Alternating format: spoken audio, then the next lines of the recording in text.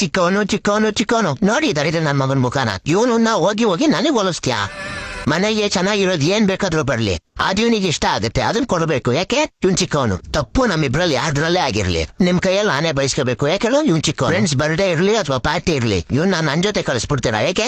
ನೋಡೋ ಇವ್ನ್ ಚಿಕ್ಕವನು, ಕರ್ಕೊಂಡೋಗೋ ಪ್ಲೀಸ್ ಕಣ ಅಂತೀರಾ. ಕ್ಲಾಸ್ ಅಲ್ಲಿ ಎಲ್ಲರೂ ಅವ್ನು ಒಳ್ಳೆ ಮಾರ್ಕ್ಸ್ ಬಂದ್ರೆ ಅವ್ನ ನೋಡ್ಕಲಿ ಅಂತ ಬೇರೆ ಹೇಳ್ತೀರಾ. ಈ ಮಿಂಡ್ರಿ ಎಲ್ಲರೂ ಮಾರ್ಕ್ಸ್ ತೆಗಿಲಿಲ್ಲ ಅಂದ್ರೆ ನೀನು ನೋಡ್ಕೊಂಡು ಕಲಿತಾ ಇದ್ದಾನೆ ಅಂತ ಹೇಳ್ತೀರಾ. ಇದನ್ನೇ ಅವನು ಒಳ್ಳೆ ಮಾರ್ಕ್ಸ್ ತಗೊಂಡಾಗ ನನಗೆ ಯಾಕೆ ಕೇಳಲ್ಲ ನೀವು?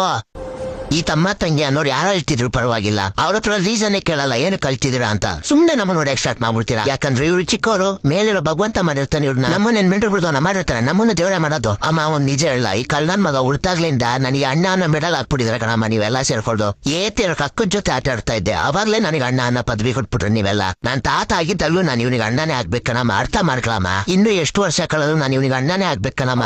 ಸರಿ, ಇವಾಗ ಈ ರಾಮಾಯಣ ಎಲ್ಲ ಬಿಟ್ಬಿಟ್ಟು ಅವ್ನು ರಿಮೋಟ್ ಕೊಡ, ಅವ್ನು ಚಿಕ್ಕ ಹುಡುಗ, ಅವ್ನೇನ್ ಬೇಕೋ ಅದನ್ನ ನೋಡ್ಕೊಳ್ಳಿ.